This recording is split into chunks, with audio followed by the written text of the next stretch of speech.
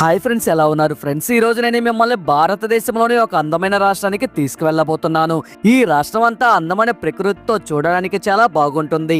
ఈ రాష్ట్రంలో మీరు అందమైన టీ తోటలతో పాటు పచ్చని ప్రకృతితో నిండిన పర్వతాలు, ప్రశాంతమైన సముద్ర తీరాలు, అందమైన నదులను చూడవచ్చు. ఇక్కడ దాదాపు ప్రతి వస్తువు చాలా తక్కువ ధరకే దొరుకుతుంది. కాబట్టి తక్కువ ఖర్చుతో మీరు ఈ రాష్ట్రం అంతా తిరిగి ఎంజాయ్ చేయవచ్చు. మీకు ఒక విషయం తెలుసా? పరశురామ తమ్ముడు పుట్టింది ఈ రాష్ట్రంలోనే. అంతేకాదు, ఇక్కడ మీరు ప్రపంచంలోనే అత్యంత ధనవంతమైన దేవాలయాన్ని చూడొచ్చు. మరొక ఇంట్రెస్టింగ్ ఫ్యాక్ట్ ఏంటంటే, ప్రతిరోజు ఈ దేవాలయానికి కొన్ని కోట్ల రూపాయలు విరాళంగా వస్తాయి. మరి ఇంకెందుకు ఆలస్యం, వెంటనే ఆ రాష్ట్రం ఏంటో, దాని విశేషాలేంటో తెలుసుకుందాం. అంతకంటే ముందు ఈ వీడియోను పూర్తిగా చూసి మీకు నచ్చితే తప్పకుండా లైక్ చేయండి. మా ఛానల్ను సబ్స్క్రైబ్ చేసుకోవడం మర్చిపోవద్దు. ఇలాంటి మరెన్నో ఇంట్రెస్టింగ్ వీడియోలు ముందు కూడా రాబోతున్నాయి. బెల్ ఐకాన్ యాక్టివేట్ చేసుకోవడం ద్వారా వాటన్నిటిని మిస్ అవ్వకుండా చూడవచ్చు. ఫ్రెండ్స్, కేరళ భారతదేశంలోనే 38,863 చదరపు కిలోమీటర్లలో విస్తరించి ఉన్న ఒక అందమైన రాష్ట్రం ఇది. మన దేశంలోనే దక్షిణ భాగంలో ఉంది. పశ్చిమాన ఉండే పచ్చని ప్రకృతితో నిండిన రాష్ట్రం. అందమైన టీ తోటలు, సుగంధ ద్రవ్యాలతో పాటు ప్రపంచ వారసత్వ సంపదకు ప్రసిద్ధి చెందింది. దాని రాజధాని త్రివేంద్రం. 3,35,00,000 జనాభాను కలిగి ఉన్న ఈ రాష్ట్రంలో మలయాళం, తెలుగు, ఇంగ్లీష్ భాషలు మాట్లాడతారు. అక్కడక్కడ కొన్ని చోట్ల హిందీ కూడా మాట్లాడతారు. ఫ్రెండ్స్, ఒకసారి కేరళలోని ఈ అందమైన ప్రాంతాలను చూడండి. మన భూమి మీద కాకుండా స్వర్గలోకంలో ఉన్నట్లు అనిపిస్తుంది. కేరళలోని సుగంధ ద్రవ్యాలు, టీ తోటలు, సువాసనల, చల్లని సముద్రపు గాలి, పచ్చని ప్రకృతి ప్రపంచవ్యాప్తంగా టూరిస్టులను ఆకర్షిస్తున్నాయి. ప్రతిరోజు ఈ రాష్ట్రానికి వందల సంఖ్యలో టూరిస్టులు వస్తున్నారు. ఫ్రెండ్స్, మన దేశంలోకి ఋతుపవనాలకు ముందుగా ఈ రాష్ట్రం వెల్కమ్ చెప్తుంది. నల్లని వాన మేఘాలు కమ్ముకున్నప్పుడు వాన చినుకులు ఈ రాష్ట్రంలోని పచ్చని ఆనకట్టలపై, అందమైన నదులపై పడితే ఆ చినుకుల్లో తడిసిన ప్రకృతి చూడడానికి చాలా అందంగా ఉంటుంది. పచ్చని వరి పొలాలు, అందమైన టీ తోటలు మొదటి వర్షానికి స్వాగతం పలుకుతున్నట్లుగా అనిపిస్తుంది. మీరు కొన్ని రోజులు కేరళలో ఉండగలిగితే మీరు కేరళ ప్రజలు జరుపుకునే అద్భుతమైన పండుగలలో పార్టిసిపేట్ చేయవచ్చు. వాటిలో ఓనం పండుగ ముఖ్యమైనది. ఇది ప్రధానంగా వ్యవసాయం మొదలుపెట్టే ముందు, అంటే ఆగస్టు లేదా సెప్టెంబర్ నెలలో జరుపుకుంటారు. ఈ పండుగ సందర్భంగా మహాబలి అనే రాజును కేరళ ప్రజలు గుర్తు చేసుకుంటారు. ఈయన పూర్వకాలంలో కేరళను అద్భుతంగా పరిపాలించిన ఒక రాజు. ఈ రాజు పరిపాలనలో ప్రజలు సుఖ సంతోషాలతో ఉన్నారని ఇక్కడ ప్రజలు చెప్తారు. ఓనం పండుగ రోజు ఈ రాజు స్వర్గం నుండి దిగి వచ్చి తన ప్రజల యొక్క యోగక్షేమాలను తెలుసుకుంటారని ఇక్కడ ప్రజలు నమ్ముతారు. ఈ పండుగ రోజు రాష్ట్రమంతా అందమైన పూలతో అలంకరిస్తారు. రుచికరమైన స్వీట్స్ వండుకోకుండా ఈ పండుగ పూర్తవదు. అదప్రథమన అనే ఒక స్పెషల్ స్వీట్ ఇక్కడ ఎంతో ఫేమస్.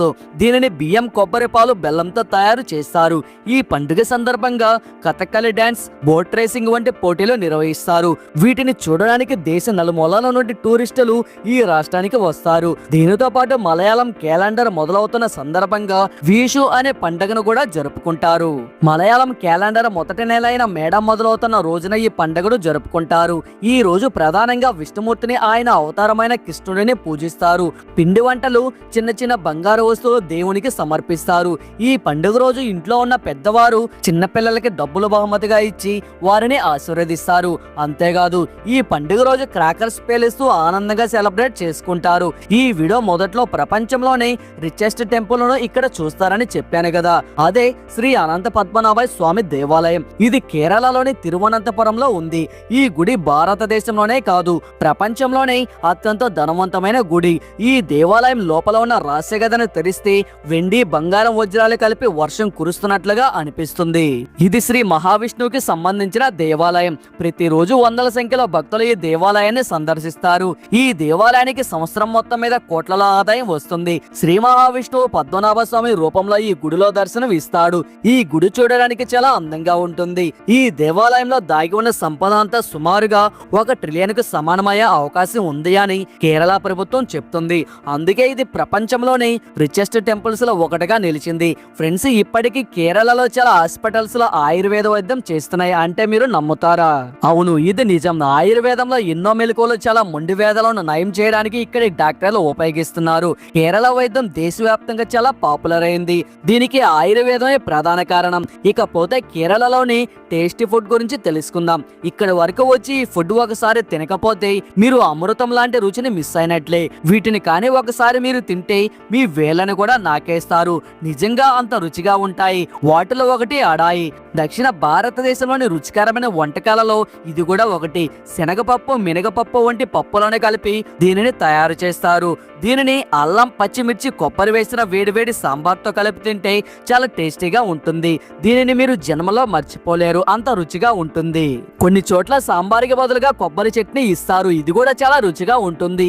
మీరు ఇంకా ఇక్కడ ఇడ్లీ, అప్పం వంటి టేస్టీ ఫుడ్ కూడా తినవచ్చు. ఇవన్నీ కేరళ సాంప్రదాయానికి అనుగుణంగా ఉన్నప్పటికీ వాటి రుచితో మనల్ని ఎంతో ఇంప్రెస్ చేస్తాయి. సాధారణంగా ప్రతి మహిళ వారి శరీరంపై బంగారం ధరించాలని కోరుకుంటుంది.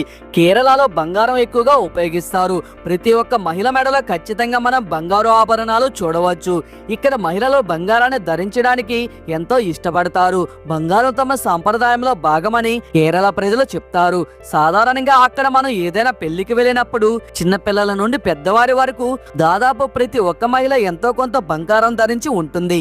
మరొక విషయం తెలుసా, ఇక్కడ ప్రతి ఒక్క వస్తువు చాలా తక్కువ ధరకే దొరుకుతుంది.